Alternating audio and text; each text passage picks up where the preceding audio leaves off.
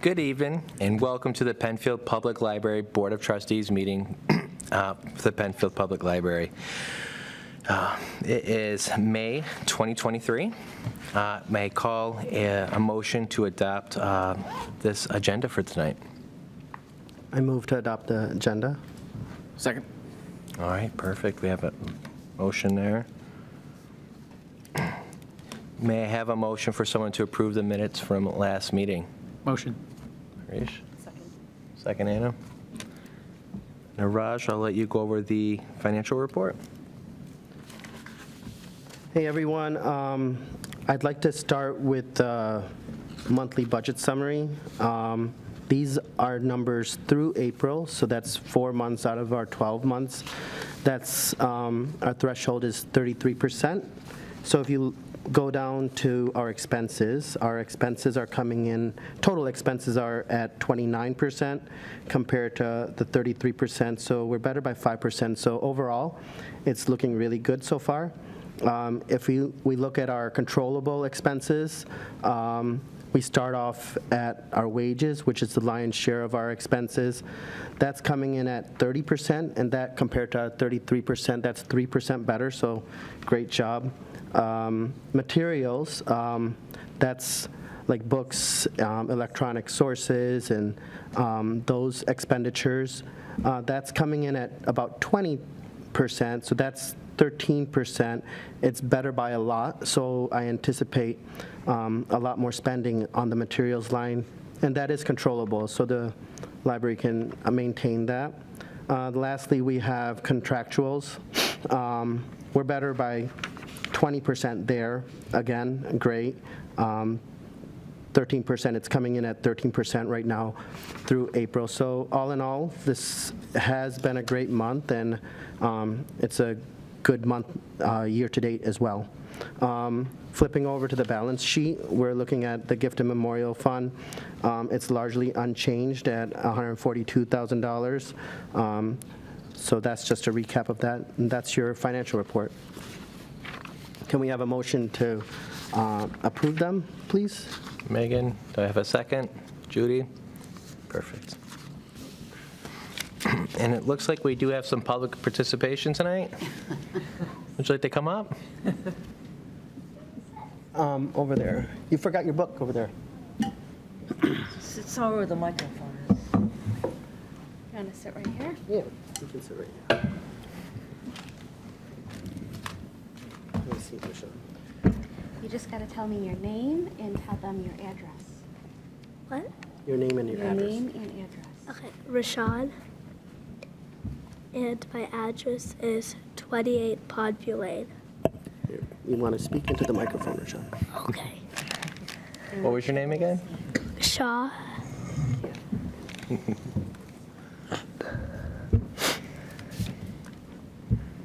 Okay, go ahead. Rashawn, the floor is yours. How can we help you? Would you like to share? Hello, my name is Rashad, and I'm in 4th grade at Scribner Road Elementary School. I want to thank the library for giving me books to expand my learning. Also, I want to thank the town of Penfield for providing taxes to support the library. Thank you for listening to me, and I hope you have a great evening. Thank you. Thank you.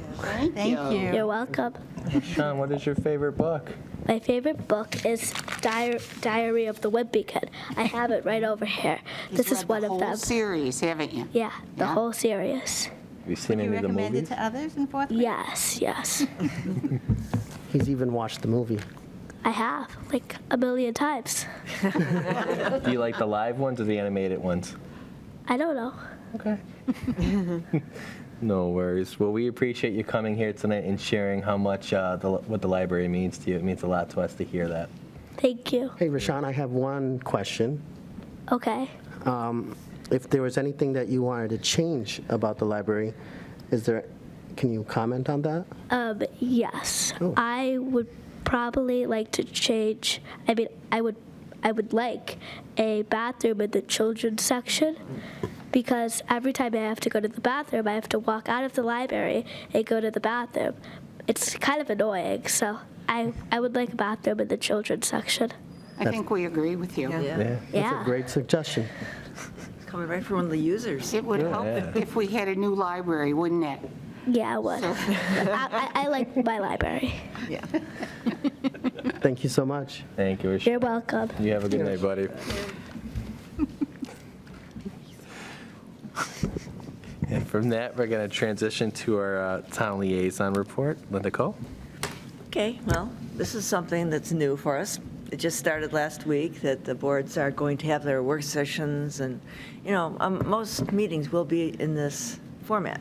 So see how you like it, let us know. And we haven't had a town board meeting yet in this way, but, we were doing it the other way, and we were doing work sessions down on the floor, not up there, but now we can do our work sessions this way.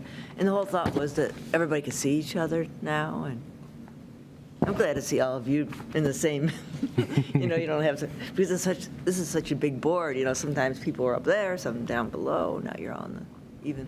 So that was something about our logistics here.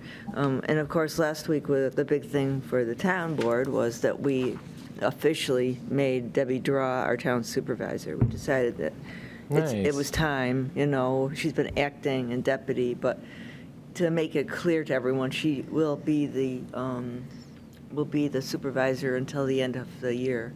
There's an election in November. Whatever happens in November, there'll be a new supervisor in January. But we're all working really well together and trying to accomplish what we've been working on. And the staff has been, happy that she's staying on because you get used to a supervisor. There's so many reasons. So we did that. And, the things we're working on are these, you've read about them. There's so many things going on because we're opening up for so many people to be involved. There's concerns about the pickleball courts they want to do over in Shadow Pines. So, it's on our update tomorrow night for work session. But, we're going to have a public hearing, I don't know when, maybe in June probably, where it can all come together, actual ideas, not just this is what we do or this and that, some concrete ideas of what people can bring to the table that they don't see in the proposal that's clear out there right now.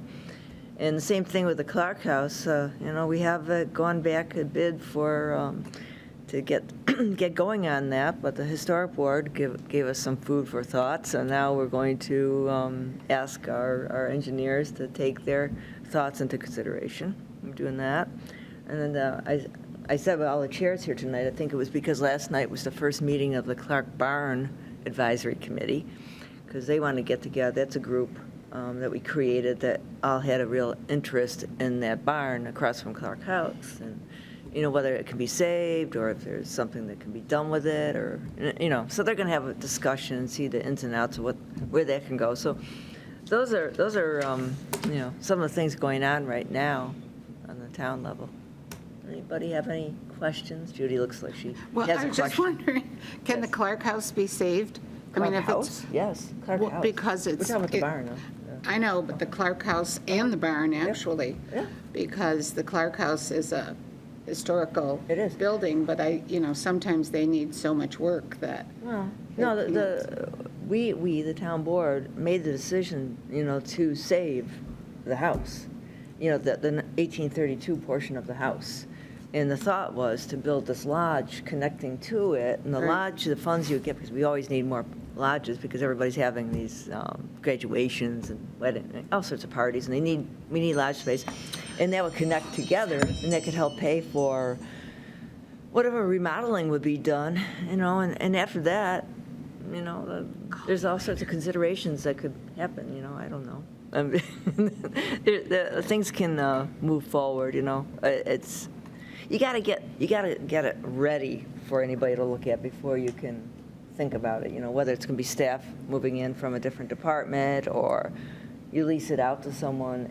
It's gotta be habitable, so it's got to get to that point. But yeah, that is I've never heard anybody say they want to take down the Clark House. It's gonna be expensive to maintain it, get it going.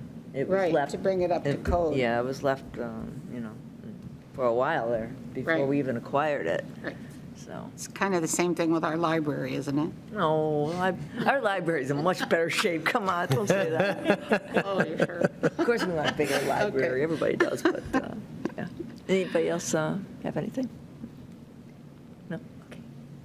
Oh, no, Let me thank know. you. Thank you so much, Linda. Sure. Now we move on to the Friends of the Public Library liaison The report. Friends have had lots of activity. I emailed them, and they sent me quite a list of what's going on there. Their book sale, the children's book sale, was very successful. They Nice. made about $3,600 for, just a small, and they've only brought back less than half of the books that they had originally put out there for sale. So they feel that it was a success, and they're going to think about other ideas for maybe other small sales. But the September sale is still going forth, and they're setting the dates for that soon. June 9th is their volunteer lunch. It's in the Bremen Room at the library at 12 o'clock. They want to know that if each one of you has received their invitation. Okay. And if not, then, let me know. When is that again? It's June 9th at 12 o'clock. And they support and celebrate all the volunteers that work in the library and that support us. So it's usually very nice. I think, I forgot, Rosie's is catering. Oh, nice. So, yeah, so it's good lunch. Anyway, The invitation was an Evite. It should have come in your email. right. Okay. You tell them I didn't get it. I usually get invited. You didn't get? You did? I don't It recall was sent seeing to that. you. I didn't get it. Okay, we'll send you another one. Okay. Did anybody else not get it? Would you mind sending that to me again? Peggy Anybody usually else? sends them out. Me as well. Thank you. Yes. There you go. Okay, great. Look for it tomorrow. If you don't get it, then I don't know what's wrong. Spam. Thank you, Rhonda. They are trying to reorganize their structure of the Friends right now. So they've gone to a two co-president kind of arrangement, which is Shelley, let me see their names, Shelley Hayes and Sue Lyons. And so they're working, with the entire board on ramping up their 23 membership drive. So they're going to have a table this summer at all the outdoor events that. The amphitheater? Yeah, at the amphitheater. So they're, hoping that that will ramp up. They've had some new membership, but they would like more. And they're going to this co-president, book sale coordinates. So Diane, who's been coordinating the book sale and done a magnificent job, would like to move on.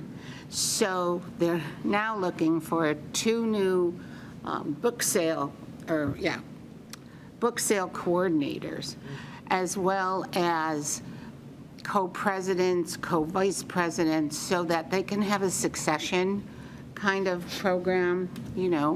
We work together, then you take over, we get one new person, so that it makes for a smoother transition.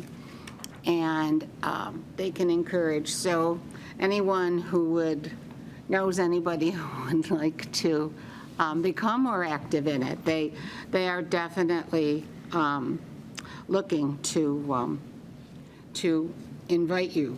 So let me see. They made about 36. They had a membership drive in February, and they picked up some new members and some renewal.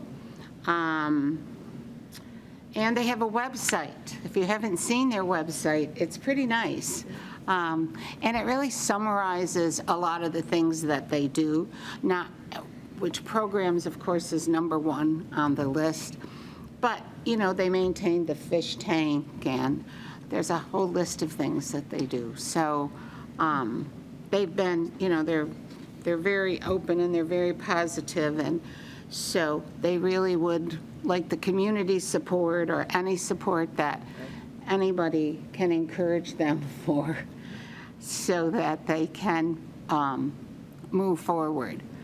They're very enthusiastic, so that's their report, so. Awesome. Well, thank you so much for sharing that. Sounds like they got a lot going on, and They it's do. nice to hear how successful the little book sale was for them. Yeah. And just as a reminder for those on the public, the Friends of the Public Library, with those book sales, they do support a lot of the extra activities within the library. So anytime you have a chance to participate in one of the book sales, we strongly encourage you to participate. We'll move on to the next part of the committee reports here. Looks like we have in finance the 2024 budget proposal discussion. Brett and I met with Rhonda a few weeks ago to kind of go over the framework of the new budget, and I think Rhonda will be presenting it. Right. So you have before you a proposal for a 2024 library budget. And the first column is the 2022 actual numbers. The second column is the 2023 budget. And the third column is the 2024 proposal. And then on the side, you see the difference. So big adjustment, of course, for staff salaries. This is assuming 3% increase. There's room for promotions. There's room for step increases, merit increases. But we stayed pretty conservative there.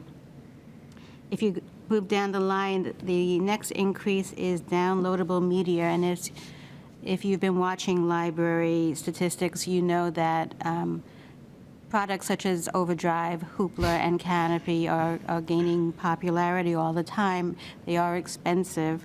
And so we did ask for a small increase there. Right now, we are paying for Hoopla after the Friends gave it to us for 1 year in 2022, but now it's on us, so we have to pay those bills. And this year, the foundation, the Penfield Library Foundation, is paying for Canopy, which is a wonderful product. We just began it April 1st, and already people are using it. So they will pay for 1 year, and after that, come April 2024, we will be paying for it. So it's very kind of these two organizations to support these products so that we can try them out and see if they fit our community. I know they will. They're just exploding across libraries throughout Monroe County. So I asked for a little bit extra for that. We asked for a little bit extra for that, not much. The next increase is for non-book materials. In a little while, I'm going to ask for funding for a library of things. So obviously, if that is not approved, this will be taken out of the budget. But if it is approved, then we would need a budget for it come next year. Automation is the contract that we have with Monroe County Library System, and this is the increase that we are expected to have, but it is not a final number. That might change. And then we did try as a committee to decrease some numbers. Postage is not being used as often, so we took a little bit off that line. The credit card processing, we assume will go down because we are no longer charging fines for children's and teen materials, so we think that's going down. So we took a little bit off that. And, but other than that, we pretty much stayed the same, except for one line, if you see at the end of operations, renovations and improvements. And the committee thought that we would ask for $100,000 from the town to renovate the building in small ways until the town decides whether we're getting a new building or a full renovation. So this would go towards basic rehabilitation for an aging facility that really hasn't been kept up over the last few years. So we're talking basics, carpeting, painting, maybe some new shelving. We're not talking a lot. But this would keep us going as an attractive, viable library until a decision is made. So that's the big one. Any questions? That's a good one. Yeah, that is a big Give one. them full support in that roundup. Yep, my support. And I just look at the neighboring town libraries. When we look at that, I think, I know everyone's familiar with this, but all of our neighboring towns like Webster, like Fairport, like East Rochester, like Pittsford, all of these, Brighton, all of these libraries have invested in their library. A lot of them haven't gotten a new library, but you can completely see the impact of it.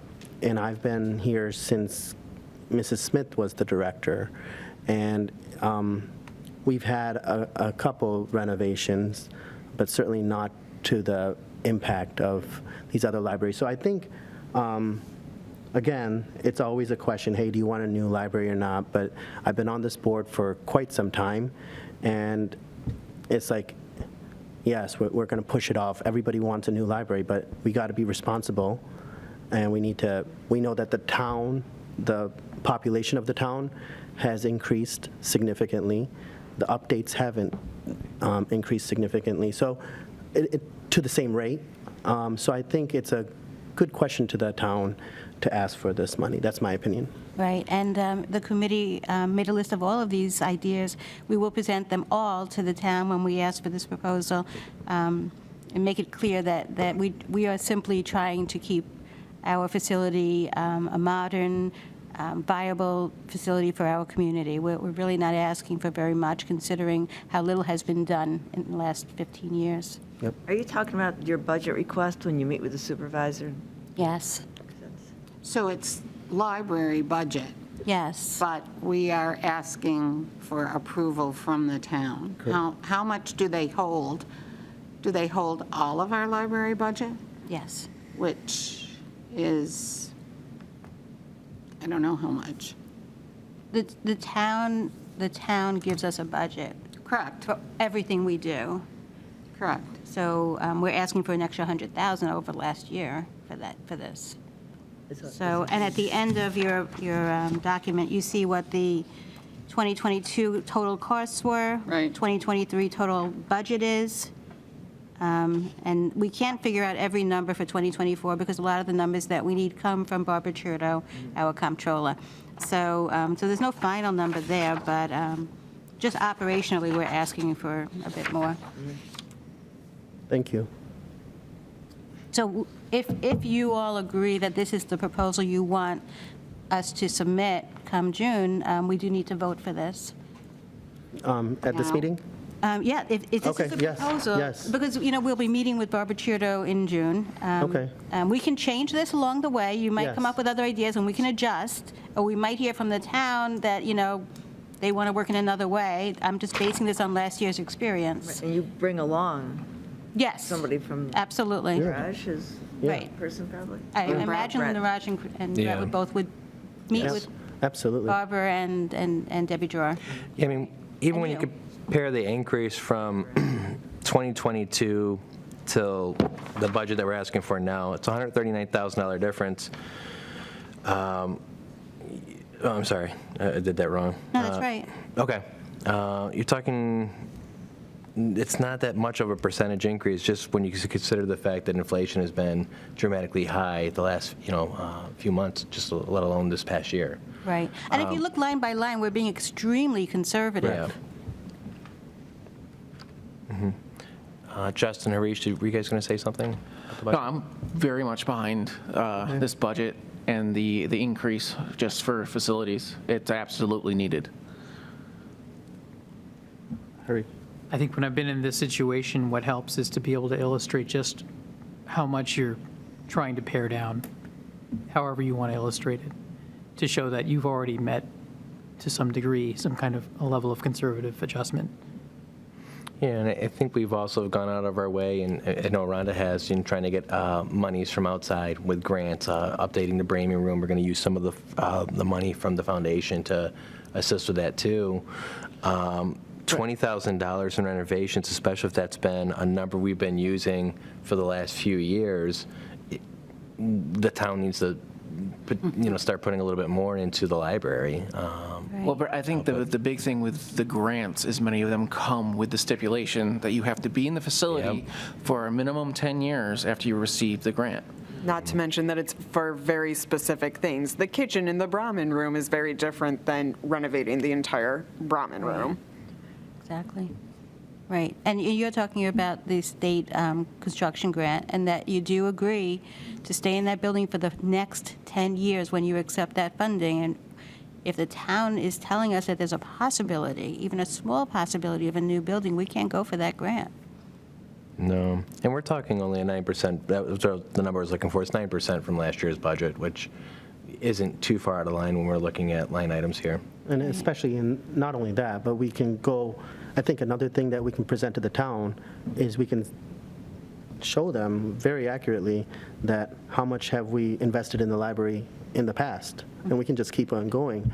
And I pretty much know what it is, so, and that can kind of come clearly to the town that, hey, we haven't asked for much for many years, so. In the past 10 years, Correct, yeah. we really haven't asked for anything. Nothing. And so our funding has been, very Right. static for that number of. And it's those- given the public, their voice of, we need improvements.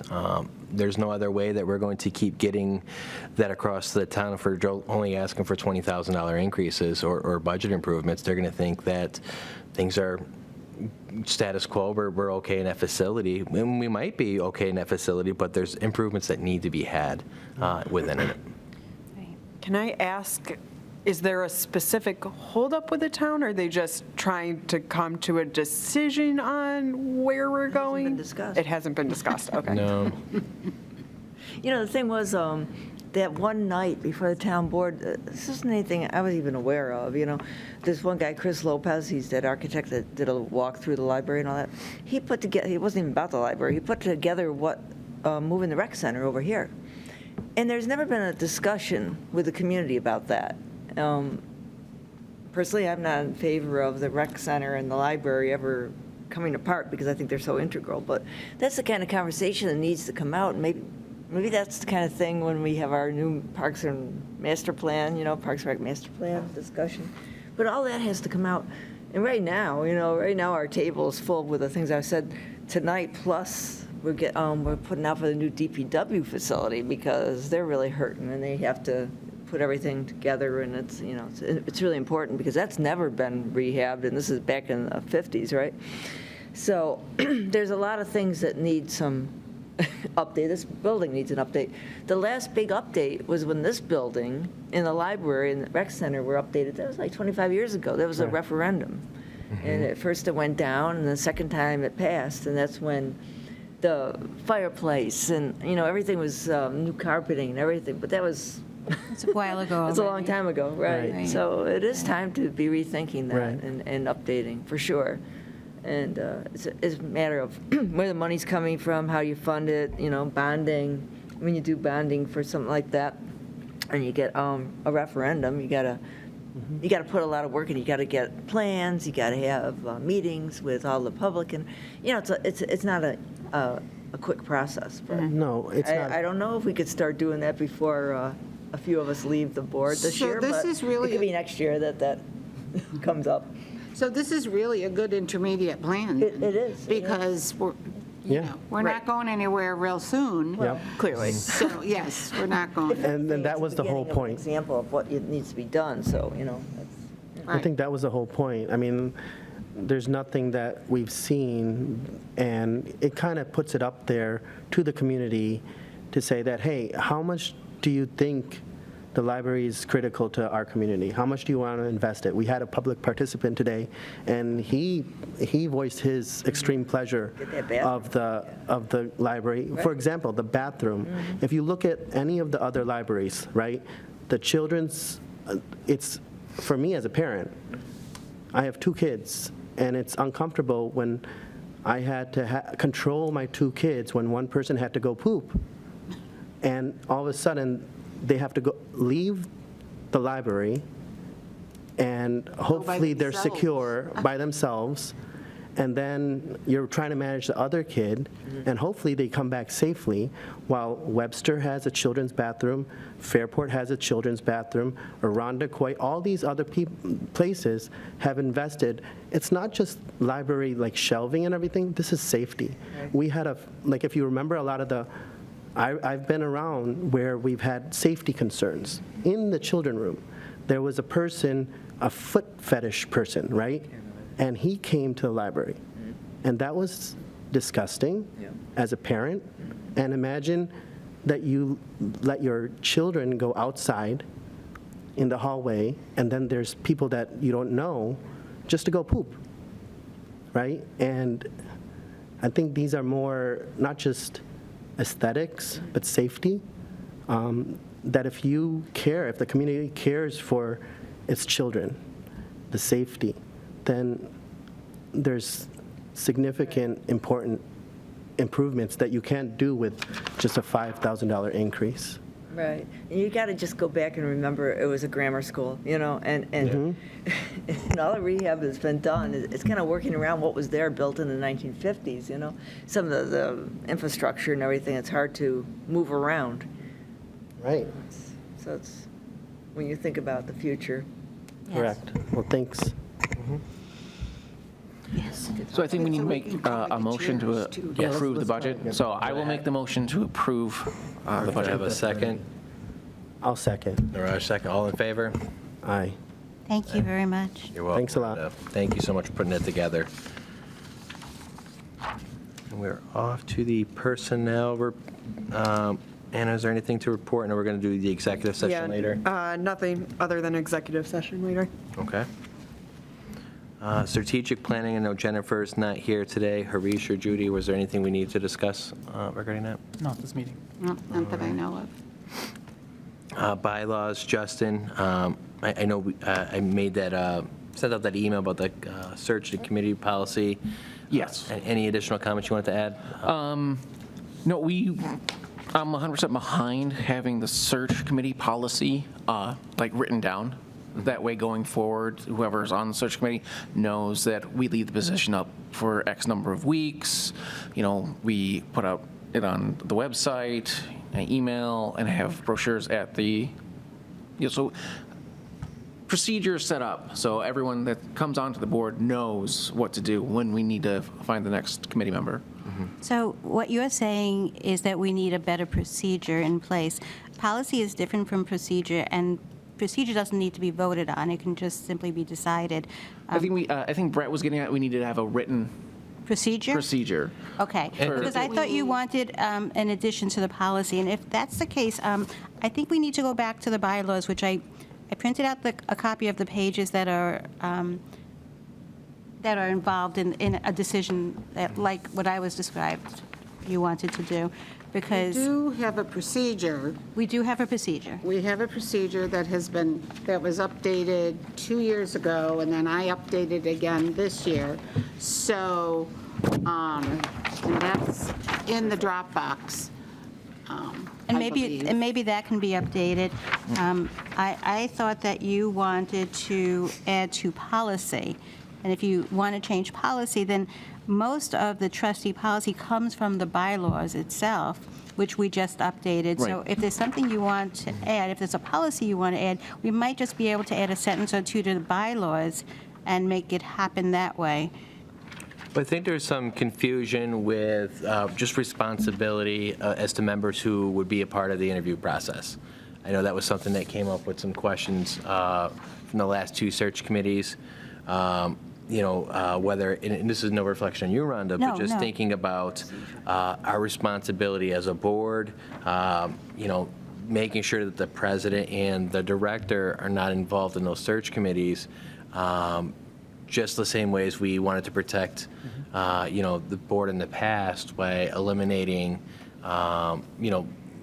responsibilities of the president for subcommittees. We want to make sure we're taking that same attitude toward protecting future boards. So I want to make sure we have something in place that, sets the clear guidelines. Hey, here's how the president could act in that capacity. Here's how the role of the director can act in that capacity. So that's where I was going with it. I know there were some other board members who had expressed that same concern there. Is there, in the policies and procedures, is there a In the list? bylaws that Rhonda printed out, if you look to the back page, under Personnel Committee, Article 7, it specifically puts advertisement, interviews, and recommendations on the Personnel Committee. And as the president cannot be a part of any committee, and the director is not technically part of the board, that would preclude them from taking part in all those decisions. Right. Well, why can't you just do that, amend 7 to add some of that information on there? Well, I think it's already there, is what Justin is saying. Yes. We did add that. We did add that. We did add that. So, Number 7 says that. But it doesn't say that. I think Justin is saying that because doesn't say the that. director and the president don't serve on committees, then when it says about it being the personnel committee's responsibility to do those things, it precludes them, correct? yes. Except that if you look at the first page, Article 7 committees, there's in highlight, it does say the president shall be an ex officio voting member of all committees, which means that he can step in should he feel that he needs to. Not here. We can amend that one line if you feel that we should. We could say that the president shall be an ex officio voting member of all committees except the Personnel Committee, which would be a very easy fix. In matters of trustee. In matters of trustee interviewing. Interviews and appointments. Right. I think it needs to be very specific, I think it has to be specific too, so like. very specific. Like, I think You I'm can't not, assume that it's No. included. no, I But just, it actually says that, well, it's- let's just say if Linda wanted to be on, let's say, the town liaison, right? That wants to be on the search committee. Over here, it just makes it seem that only part of the personnel committee, not even having someone else. I think, just to make it clear, especially if we think that the director's role is important and critical to the library. It is. And if we have agreement on who we think should be included and who we should think should be precluded, then maybe it doesn't hurt to explain. Spell it out. Just spell it out. And I think that would be very clear. So yes, it might be indicating something twice, but even in my documents, sometimes I indicate things twice to add emphasis. Right. so, Neeraj, do you agree that this is the place then to do it? Just add another line to Yeah, the you can Personnel say just- Committee? Instead of having a whole new policy, it would be in your bylaws. And the bylaws can control too. So, Right. so over here, whatever scenario that we're uncomfortable with, maybe we just add one sentence. Right. Just saying that, hey, to be clear, the president of the board and the director, the current director, are precluded from the committee. And that might be rehashing something, but the thing is, I'm afraid of not putting that, because let's say if we end up changing one of the other policies and then not looking at this, then all of a sudden, It's getting it's lost. difficult. Like, let's say in like 10 years or 2 years from now, they say, you know what, we really feel like the president should be on the personnel committee. Yeah. And they say yes. And then all of a sudden, all this stuff goes haywire. That's fair. Sure. Well, there's got to be reasoning, So you mentioned my position, right? So when I got on the library board liaison, actually there were 2 of us that would do the interviews. There were 2 town board members, and it ended up just being me. but that was just because of time constraints for other people. But the point was the reason why there's a town board person on it is because the town board has the final say on the appointment. So that's the kind of thing the town board member. Like, I will talk to the town board, and because you have to send who the people are going to be appointed, but you also have to have a conversation as the liaison and the one that was in the interview committee. So there's That makes- a reasoning why, but, as time goes on, like, if I didn't explain it to you, you wouldn't know, right? Because it's wouldn't not know. written anywhere. Sometimes things just, And over that- years, they just keep happening. You don't know why they happen, because they're not written down. And to be very clear, because none of these positions we have for a lifetime, and we're all going to move on. So we can even say something that, hey, we feel that, like, the director should not be on this because there's a conflict of interest, a potential conflict of interest. The president or the town of Penfield should have a say because it's a nominating process and they will approve it, or they, by and large, have the lion's share of our budget and everything, and they should have a say. So something like that. So I don't know, but I think that way, if a certain board member, they're changing policies or they're trying to figure out who should have it, then they have a real reason to say, this is why And so it doesn't fall on somebody's hand to say, you're not allowed because I just don't like you. Right. So we want to add specifically to the trustee positions, just a line item that specifically precludes the president and director from being part of the selection committee and ensuring that the town liaison is on it. Correct. And why Well, then? the why? town And why? liaison is So- And also, why? So the And why is it just a little bit more difficult when it comes to like bylaws? Do you want them to be a little bit like, short and Cleaner. concise, yeah, but I don't think it's, I don't think it's inappropriate. No. So I think, I'm not asking for a thesis So, behind like, it. to- Just a conflict of interest, like the to remove any potential conflict of interest? that's for the, President The and- president and director will not participate in Right. any trustee selection. yes, and then to give us, like, we'll figure out the wording for exactly what Linda said, like, why, the why. Yeah. The town liaison will specifically be on the Correct. selection to help move it through the town board Correct. process. this Yeah. brings up a question I have, I think. If the town is approving of these new trustees, can they also decline someone who is leaving? Yes. Because the answer is no. Yes? The answer is yes, they can. It's the final say. All of this is in the trustee handbook that you received at orientation. It's online. I can give you copies if you don't have. Yeah, it's just clarifying it. for- Yeah, absolutely. You know Yeah. how people, they can't find everything. So It's this will gotta go be back right to the there. bylaw committee. Yeah, I feel like and- we can write something out to those lines, and then the next meeting, we'll have something for you guys to vote on.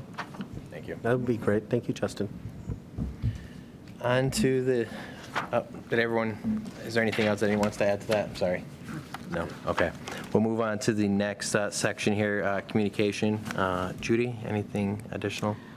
Oh, no, only Rhonda, I would like, can you give me the information about the people who made donations so that I can send a thank you card from the Board of Trustees?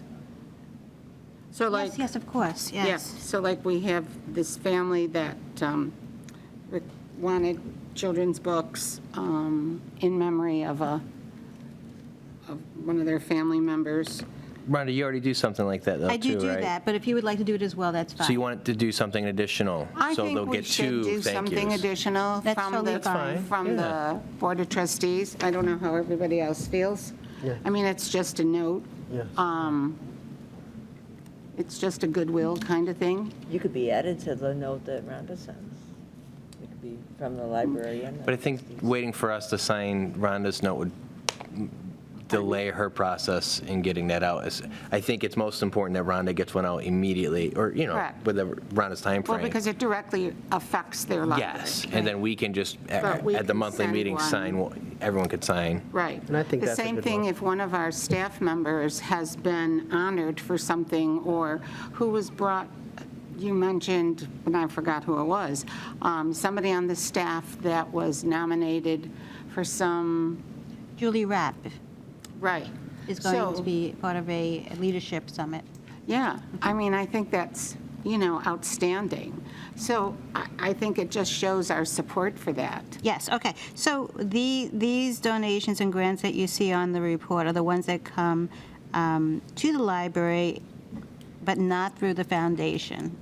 So the Correct. foundation sends a thank you. If something's sent directly to the Friends send a thank you. If something comes to us, I send a thank you, and I will let you know that you can send a Okay. thank you as I'll well. send thank yous. All right. Okay, sure. We'll be over the top here. And Rhonda will give you the floor there for the director's report. Right. Okay, so We did the weekday operating hours study, which we'll talk about soon. We've been working on the Library of Things, which we're going to talk about in a minute. We have a big event Thursday night with Marie Benedict. It is completely full, and we're very excited. Let's see. We did have a meeting with Barbara Trudeau and several town staff members regarding the proposal for the Bremen Room update, and so the town now is going to seek new vendors who can participate, so we'll see how that goes, and I'll keep you abreast of all new information. We're continuing to have pop-ups. We just had one yesterday?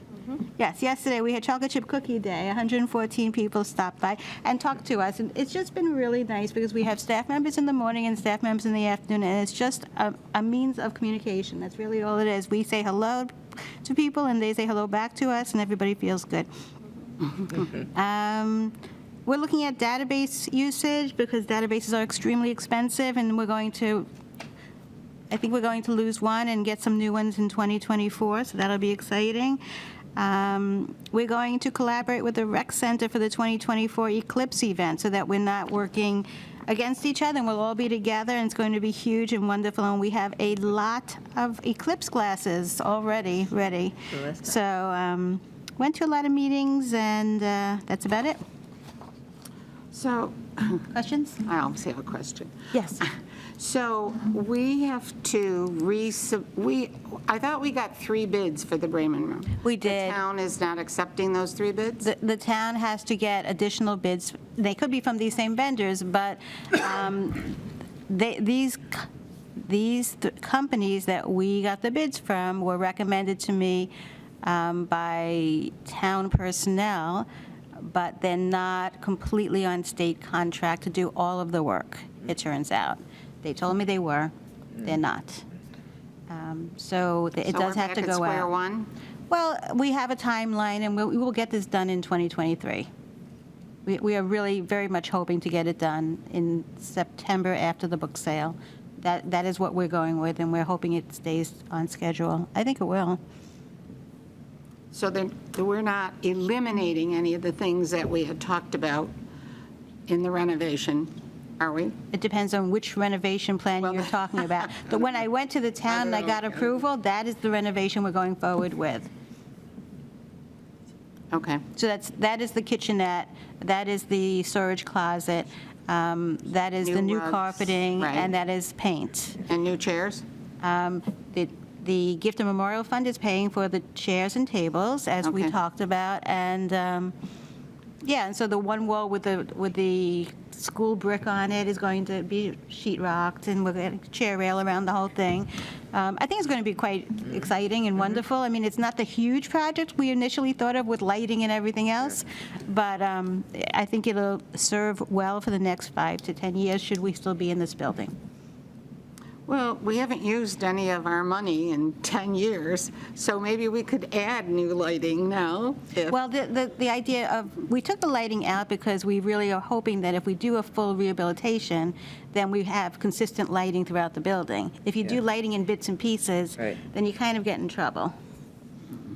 Whereas carpeting and paint, we can keep in the Bremen Room, and it won't really matter. Any other questions? I don't think I have any questions. Anyone else? Thank you. Thank you so much, Rhonda. There's no unfinished business this month. We'll go on to new business. I know we wanted to, to have a staff and trustee gathering at the library. Rhonda, I believe you brought the calendar.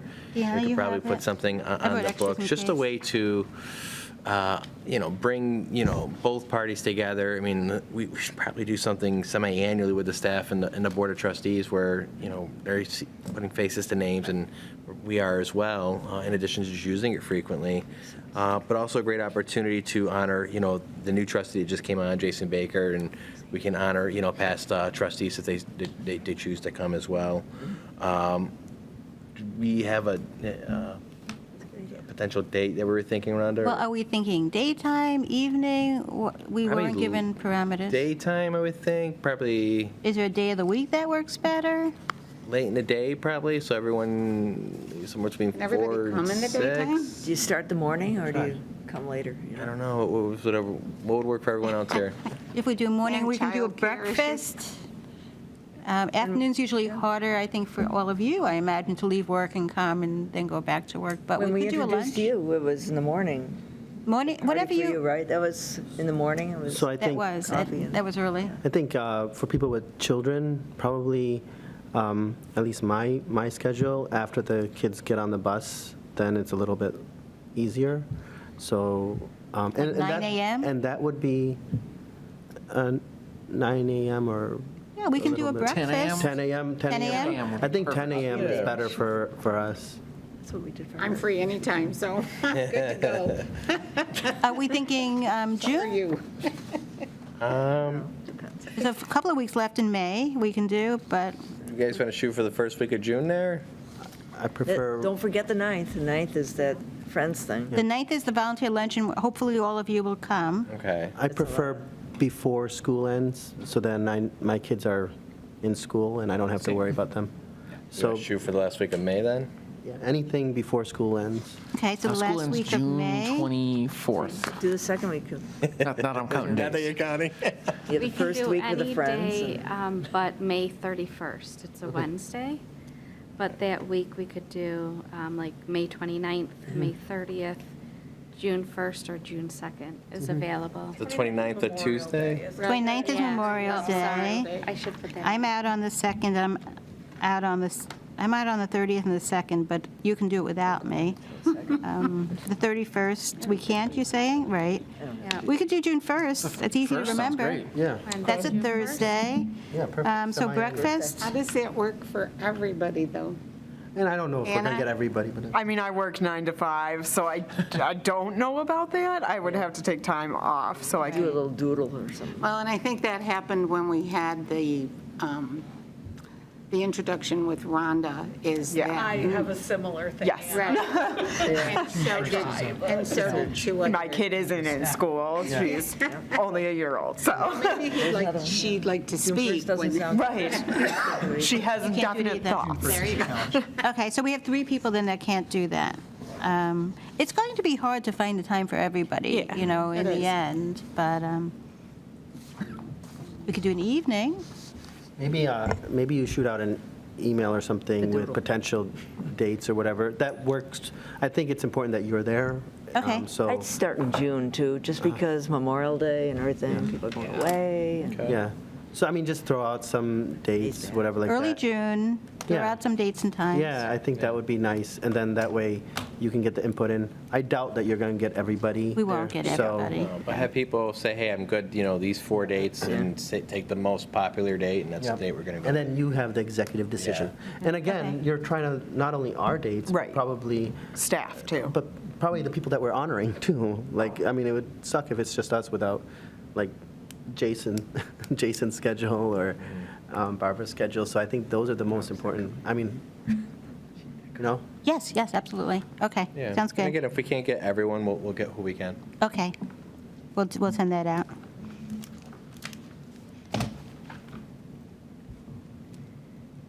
On to the next item of business, children rooms furniture upgrade. So we talked, I think, last time, I think it was Ray, the furniture was just being delivered, right? So now it's been delivered in the children's room. We've gotten a lot of positive comments about it. It's nice, it's colorful, and it's just like a nice, it's a nicer look. It's just very child-friendly. So the question came up, do we continue to upgrade the room? The problem with the children's room, though, honestly, is that it is bursting. It is just too full. When you walk in, you just hit with this very extreme feeling of being a little claustrophobic, to be quite honest. There's just a lot of stuff in there. And that's really where you see a need for a renovation, because the collection is excellent and the staff is very reluctant to lose that collection in order to get play space. But at the same time, as popular as the collection is, people do want play space. The whole thing really needs to be reorganized. So when we did the soft furniture, we did it because we didn't think it was really attractive in any way, you know? It just felt kind of like Dated? dirty, yeah, icky. I hate to use that word, but we just really wanted our families to be able to sit on clean chairs. Everything is now clean, so my gut kind of tells me not to go too much further until we know that we're going to have some sort of renovation. And if we're not going to have a renovation, then we really have to have somebody come in and help us determine how to use the space correctly. I hate to get rid of the collection. I really do. It's well used. But it's just, the way it is configured now is not correct. So, so my gut is not to invest too much money in furniture at this time. But if you want us to, we will do that. I mean, I think waiting and seeing what is going to be. All right, I'll steal Judie's. I mean, I definitely think there's no need to, as you said, you know, the most pressing need was met. And I definitely agree with what you're saying, that when you walk in there is a lot of stuff, and especially when you're thinking smaller children who are unstable and are kind of wobbling, and there's these little tiny, you know, aisles that they're kind of getting through. So I think that definitely the children's room is an area to really look at the space. Are we getting a renovation? If not, how are we using it? So I think it makes sense to hold off on investing too much in, you know, furniture and things like that until we have a better picture of what the long-term, you know, look of the room is going to be. I think that makes a lot of sense. Okay. Any other? Okay, good. If you're in the children's room, though, and you have ideas, please let us know what your ideas are, and we will take them into consideration for small projects or whatever else you think, you know, because we can always do small projects. Okay. We'll move on to the next item there, which is the operating hours report. Okay, so if you don't have a color copy of the study, let me know, because I did make extra copies of it. It's hard to read without the color. So the first part of the study is the comparison with nearby medium to large public libraries. You know, our hours are on top, and then you see Brighton, Fairport, Webster, Pittsford, Henrietta, and Central listed. And you can see that in terms of total hours, we are right in line with everybody. The question is, are the hours we have correct? So there's that. And then we did a Google Maps study to tell us when our busy times are, and they tend to be, you know, mid-morning. For whatever reason, Thursday, 2 p.m. is busy. Fridays are busy at 4 o'clock, but for the most part, it's 11 o'clock. And just a reminder that we were not looking at the weekend hours. We are not touching our weekend hours. Our weekend hours are working, and we don't have an issue with them. It's the weekday hours that you guys asked me to look at. Then the third section is our people counter software. Allows us to see how many people are entering and exiting the library by the hour. It's a very kind of clunky old system, so it takes a lot of time. So what we did was we took one complete week per month for the last 12 months. And we noted how many people entered at opening, 10 a.m. for most part, and then how many people exited after the first hour. So 11 o'clock for the most part. And then we looked at the evenings, and most nights we close at 9, so we counted how many people walked in at 8 p.m., between 8 and 9, and how many people left at 9. And then you see the numbers are right here. And you see on the next page, it's a little easier to see the graph that I gave you. So the first section is people entering and exiting in the morning, and you can see that we are very busy mornings. We just are very busy. The second part of that second graph, the first graph, I'm sorry, I did go back to 2019. I just thought, you know, it's still pandemic. Our numbers are still not quite where they should be. And I thought that we should perhaps not make our decision based on 2022, 23, maybe taking into consideration what was happening before the pandemic. And so I just put them right next to each other so you can see. So morning is very, very busy. It just is. It's a very busy time. The blue is Mondays, the orange is Tuesdays, the gray is Wednesdays, Thursdays, and Fridays. And we definitely see more people in the morning than we do the last hour. There's no question. So I loved this report. What I read is that there's like people dying to get into the library in the morning hours. And if you look at it, a whole bunch of people are coming in the morning, and they're leaving too. So they're coming with a purpose. So Right. it's not like they're coming, sitting around and kind of researching something or looking for a book. They're coming and they're leaving because it's the morning hours. And if we look at the other libraries, the biggest item that I see between Penfield, Brighton, Fairport, Webster, Pittsford, Henrietta, all those comparables, is all of those begin at 9 a.m. We're the Yes. only one that starts at 10 a.m., right? That's right. And so I understand that if we need something, we can drive to Brighton, we can drive to Fairport, we can drive to Pittsford, which that's what I end up doing a lot of the times. People who work and they need to quickly get something. But why are we forcing Penfield residents to drive to other libraries to get something done quickly? Because obviously, if people are coming in with a purpose, then they want it done. Maybe they want a reference item, they want a quick thing. That's my feeling, and I'm a huge advocate for, if you're looking also at the end of the day too, right? I understand there's a need at the end of the day, but just looking at this chart, we see that the need is by far like sixfold in the morning compared to the evening, right? So if it's about budget, then I'm completely in favor of moving it closer to the mornings. That's what I think. And if we need to save money, then maybe close early or something like that. But I'm just looking at our comparables. And I'm looking at personal experience because I end up driving to Fairport, Webster, or something because we're not open. Right, right. Yeah, I think I don't think it's even a question that people want us to be open earlier in the morning.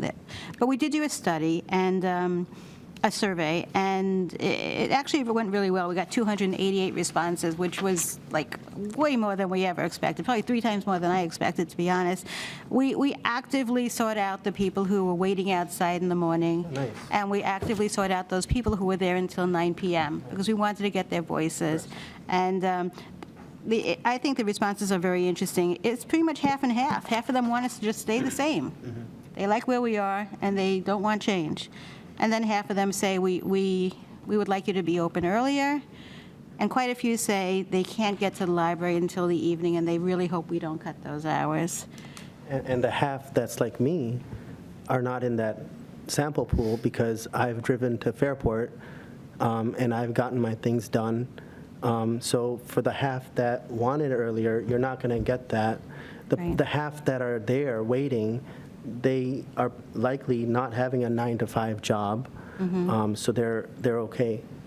If you open at 9, do the staff get there at 8:30 then? If we open at 9, it would be a huge cultural change that I think would be difficult to do in one fell swoop. What I'm hoping is that we can open at 9:30 as a trial and see how that goes. Yeah.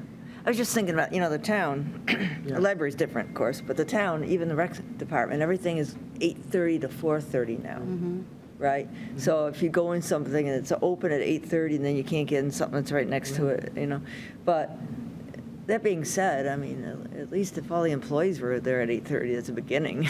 It's a kind of you talk about the culture, I mean, Deanna and I are the only ones there at 8:30. Yeah. Mike, our IT person.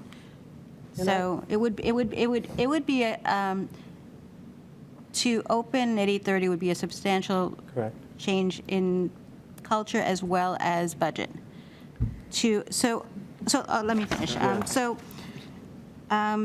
We started doing the survey in paper, and then we put out a Facebook announcement about the survey, and we got a lot of people asking us to put it online. So we did put it online, and we did tell people we were putting it online, and we did get quite a few surveys online. If you look through the survey comments, I mean, they are so kind and lovely. I mean, I did a lot of the morning things at 8:30. I'd go outside and I'd wait for people and talk to people until we opened at 10. And I can't tell you how many people said to me, oh, we can leave it all the same. Whatever the staff wants is good with us. And I was like, no. We want to know what you want. But they insisted, whatever the staff wants. They really love the library. The comments were fantastic. They really were. So at the end of the comments, here are the conclusions that I think, would make sense. So our staff schedules are in place through the end of summer. And we would prefer not to make any changes until September because everybody's all set. So options B and C, which were, did I not say what the options were? Yes, I did. They're on the graph. Yep, they're on the Yes. graph. B was opening Monday through Thursday from 9:30 a.m. till 8:30 p.m., and then Friday 10 till 6. C was 9:30 till 8:30 Monday through Wednesday, Thursday 9:30 till 8:30, and Friday 9:30 to 6. So those two wouldn't cost us anything, and we can do that in September, no problem. It wouldn't change our budget, and staff would pretty much be fine with it without having to adjust their own work schedules. But if we want to accommodate, and when you're doing a survey like this, you really just hear all those voices in your head. You want to accommodate, because there are those people who want to get in at 9:30, but there are those people who want to stay at 8:30. So if we were able to just do that second option, just get the additional 2.5 hours per week, just open at 9:30 and close at the same exact time, it would cost us up to $16,000 for a full year. But it really is up to, because we have so many full-time staffers who can simply adjust their schedules, and that doesn't cost anything. This is the number that it costs in terms of staff. So would it cost us this much? No. But this is the maximum it would be, in case we had to get a lot of subs or whatever we needed. If we just, did the 9:30 to 8:30, Monday through Thursday, and just added the 0.5 for Friday, so that we have that consistency, because it's really hard to open 9:30 Monday through Thursday and then 10 on Friday. I know people don't love that. So if we just have that consistency and just add the half hour, it's very affordable, and we could probably start that in September, as long as we talk to the town, tell them what we're doing, make sure that they're okay with it, and that in the end, towards the end of the year, if we're kind of going a little bit over budget in personnel, they allow us to kind of move our lines around and figure out a solution to that. So either one of those, I think, is a good solution. But if you would like us to go in another direction, then let's talk about that. I think one of the biggest differences in those two is closing at 9 or closing at 8:30. And understanding that budget dollars, we need to be responsible. We look at our comparable libraries, and a lot of them close at 8. So, and understanding the other metric that we have, that how many people enter at the last hour, there's really not too many. So even I would lean against a smaller increase in the total budget. Yeah, do an option B there. Option B, where 9:30 to 8:30, that way we show the town that we're trying to be responsible with our dollars, and it's not out of line. Time-wise with the rest. Timeline, like Fairport is open until 9, but they have a huge budget too. So we kind of are in line. Actually, we're better than, not better, I mean, we're open a little later than Brighton, Webster, Pittsford, so. Pittsford is changing their hours in the summer. Right now, they're open 9 to 9. They always have been open 9 to 9, but come summer, they're going to 9 to 8. Right. I think Permanently. I kind of like the idea of 8:30 as that middle ground. Yes. Because I think that does give us that little bit of an edge that if I'm looking and saying, oh, Webster is only open until Yes. 8, but Penfield is open till 8:30. Yes. I also think, again, coming from the perspective of, a working mom, by the time I get home and we eat dinner and that, it might be 7 o'clock before I'm heading out. If I know the library closes at 8, Yeah. I might be like, I'm not even going to have an hour. And it seems like a small difference, but that difference of like, oh, but they're open till 8:30, Right. I can still get everybody fed, dinner, all that, and be to the library and have an hour to be able to spend, because especially when you are thinking about taking children, that's not the quick in and out. That's, oh, I see this, I see that. So I don't think switching to 8:30 is a problem. I definitely would say I wouldn't want to do any earlier. Correct. And it's not going to disrupt the staff too much No. in terms of doing 9:30, correct? No, but again, I just want to advocate for those people. I know it's a low number of people. It's a small number of people who are used to coming till 9 p.m., who are very dedicated library users, and there's not much else to do in Penfield that's free and open to everyone. Yep.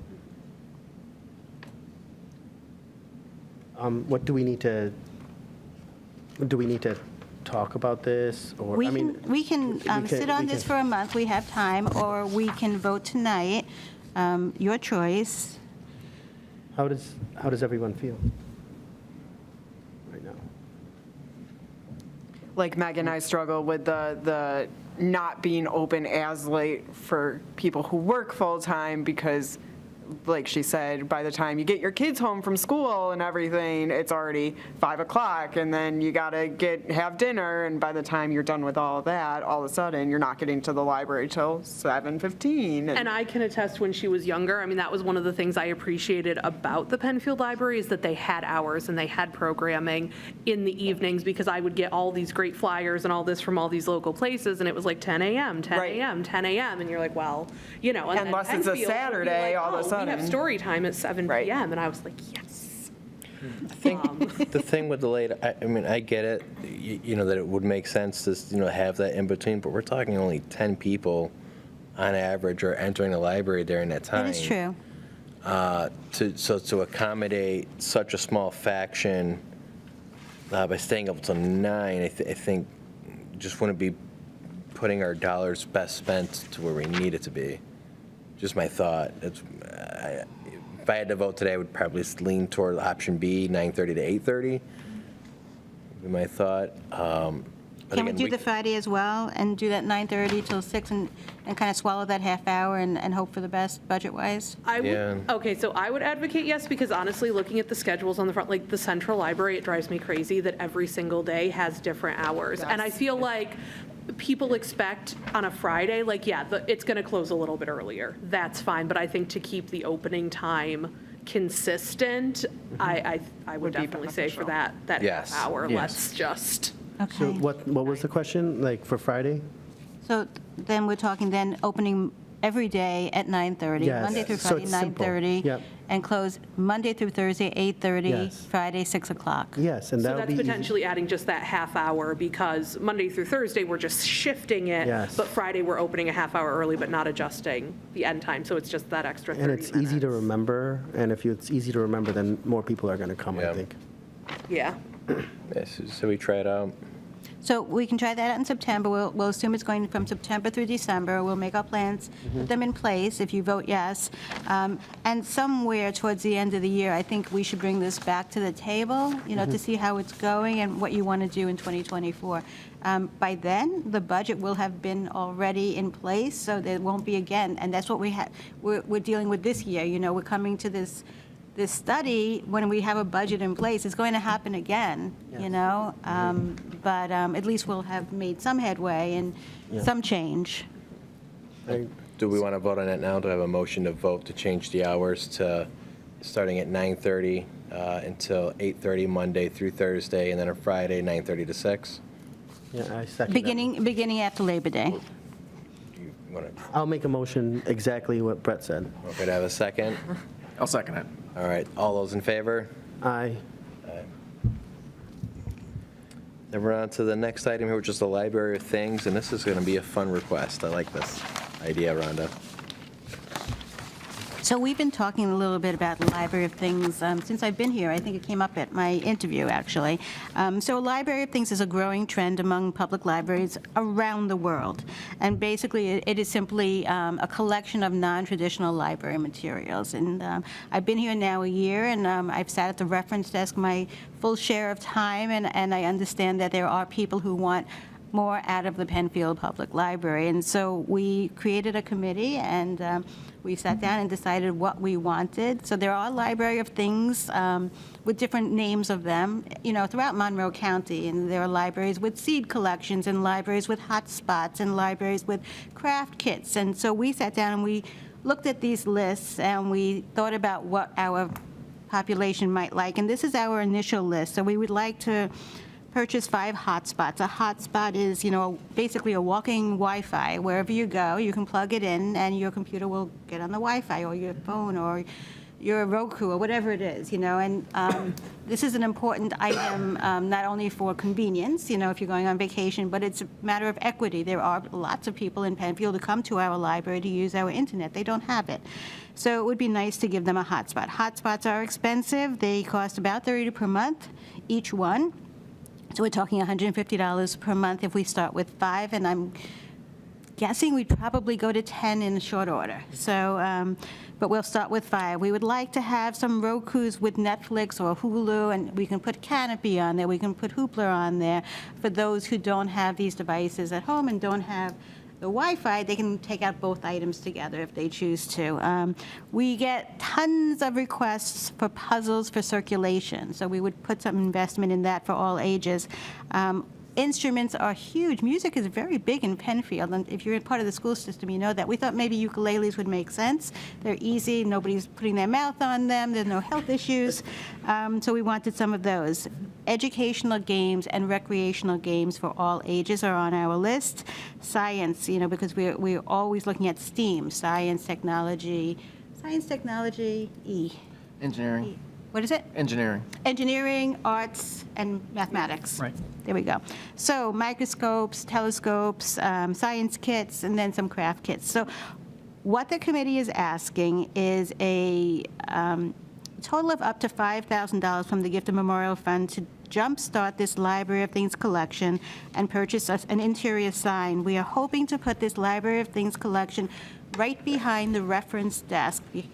If you look at the library, behind the reference desk is a bookshelf, and then comes the book club books, and then comes reference. We are weeding our reference to make room for this, and everything will be pushed back. The Library of Things will be directly behind that. We also have a very old piece which we can use, it's in good shape, that the library used to, if you remember, lend art. Does anybody remember we used to lend paintings? Yes. Not that long ago, probably. Neeraj probably does. Like 5 years ago? Yeah, I Maybe do. 10? Maybe 10. Maybe 10 years ago. So it's this big piece with a pegboard behind it that we can just take out of storage, and we can use that for a lot of this. So it won't cost a lot, but I don't know if 5,000 is a lot to you, but to us, it's not a lot. It's a whole new collection, and we can just keep adding to this as we see the community needs are. So what do you have for questions? I think one of my first is 5,000 enough? Do you need more? Well, this is to jumpstart it. Okay. And then we did put it in that budget, $2,500 a year, to keep it going. Okay. Would a bigger budget be helpful in this case to jumpstart it? Like if we change it from 5 to 10? Well, you can always take a vote to do up to 10, and we would spend out what we need. Okay. And I would not say no to that.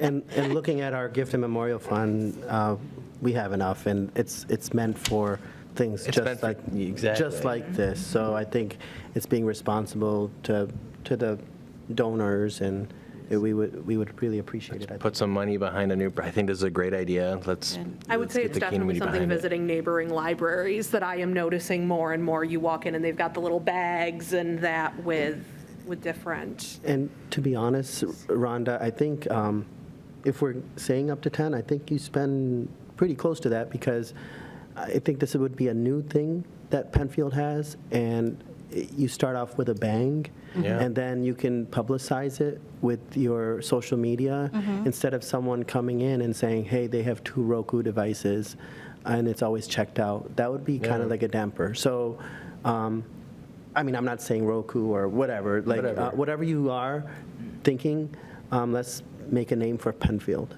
Okay. I was going to So- say something there, I forgot, sorry. Yeah, does anyone have any other comments they want to add to that? This might be getting in the weeds a tiny bit, but in thinking about the area around the library on Penfield Road is right where that dead zone for cellular data starts. If you can find a vendor for these hotspots that isn't impacted by that. We really do need to use T-Mobile because they have a special program for education, and that's what is keeping it at this price. Otherwise, it would be way higher. Sure. Well, we'll see, right? Yeah.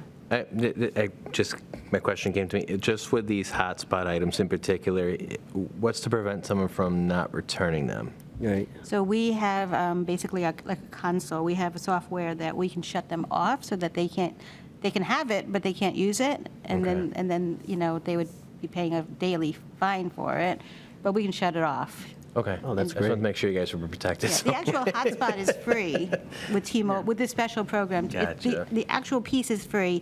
It's the service that's costing us the $30 a month, $29.95. So if, Central had a grant during the pandemic, and they bought like 200 of these things, and most of them are lost because they weren't returned. And that's okay, though, because we can just get more devices and just keep the service. It's not the worst thing. What would the upkeep for like the craft kits or the games, how would Puzzles. that look? All of I this- understand that like puzzles are hard to count 1,000 pieces. All of this is but- very staff intensive. Okay. Every item on this will be very staff intensive, but the staff is on board. They want to do this, for the most part. I wouldn't say everybody. And I think that's just something too for them, to be aware of as you're kind of selecting what goes in there. Obviously with craft kits, things that are going to have like a lot of consumables or like things obviously aren't going to be as feasible, whereas like I know I've gone places where they have like those shaped cake pans, and it seems so silly, but that's something you're going to use once. You don't want to store it in your kitchen. You don't want to. And so I think as long as people are kind of deliberate with thinking about, again, in terms of a craft kit, you don't want something where the markers are going to dry out and we're going to have to replace this and that, but, other things where it's like, this is the equipment you need. Right, So I right. think that'll just be a matter of as, things are being added to it and the staff are thinking about that, just kind of thinking through Right. those things. In my last library, we did add crocheting kits, needlepoint kits, knitting kits, and basically it was a book how to begin.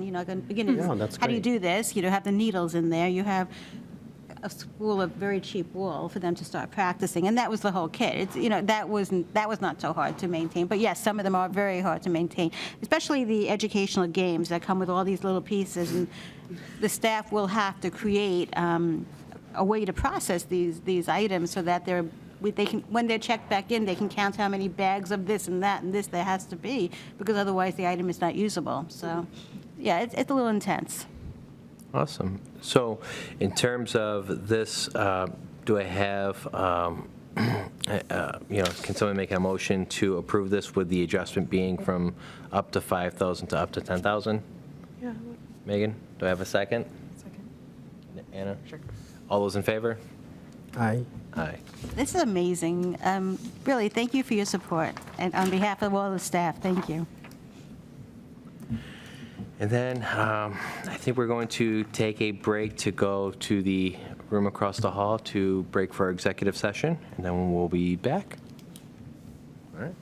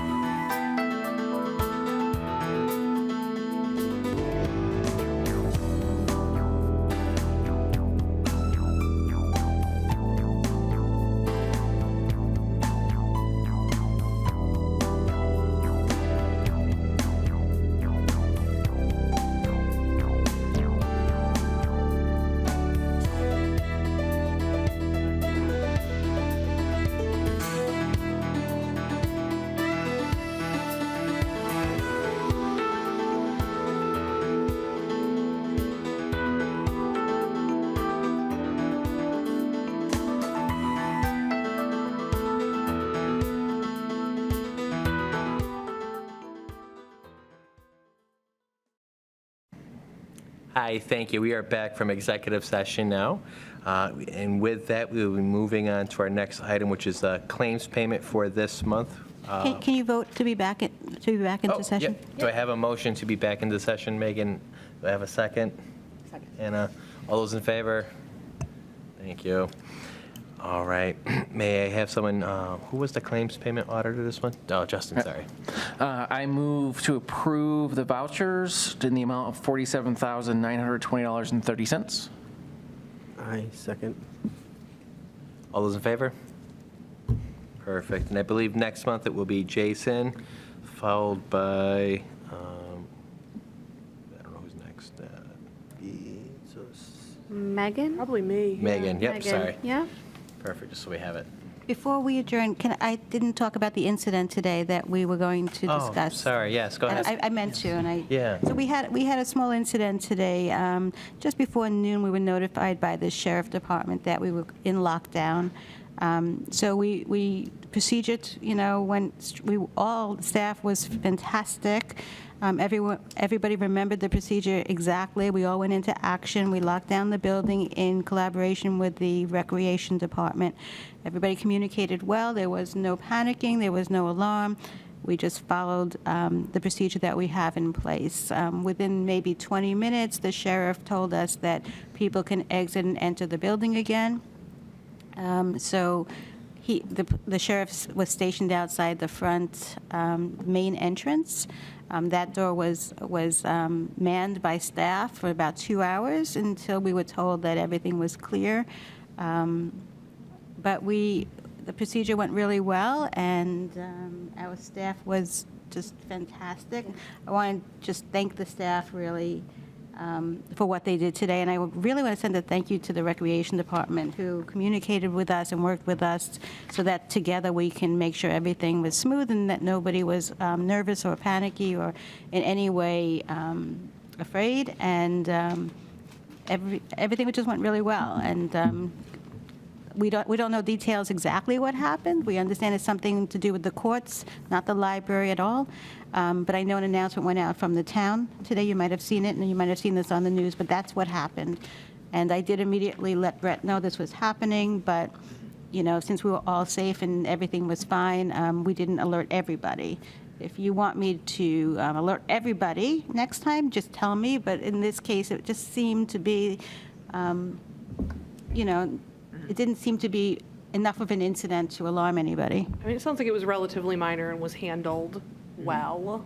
I was there and I didn't even know anything was happening, so. You only found out if you tried to leave within those 15 minutes. Right. No, but I think the highlight, Rhonda, as you had alluded to, is just the way the staff, came together. They knew what they were doing. Deanna was just sharing with me before the meeting how you've trained and done preparation for this, so I just commend you for, being such a great leader and being aware that situations will come up and we need to be prepared for them. Well, Deanna is being very kind because she knows so much about this subject, and she has been extremely helpful every step of the way. And the staff who have been there for many, many years had this procedure in place. Nothing is really new. We're just talking about it quite a bit so that everybody is well aware of it. So, Perfect. Well, thank you. I wanted Welcome. to add, Yes. I thought there was a great level of professionalism in taking phone calls. I was calling to inquire about a lost and found item and was deciding whether or not to go in to get it during the lunch hour. And the staff member on the other line was very, very calm and very, very clear in explaining, you might want to wait a little bit. We have a little delay. We're under lockdown. I said, "Oh, thank you." The word lockdown somehow is frightening, but it didn't feel like it in the moment, so. I think the real emergency would have been if someone had to use the bathroom. We don't have a That's right. facility. See, another reason. But with that, do I have a motion to adjourn this meeting? I will. Neeraj, I have a second. Harish, all those in favor? Thank you. So you got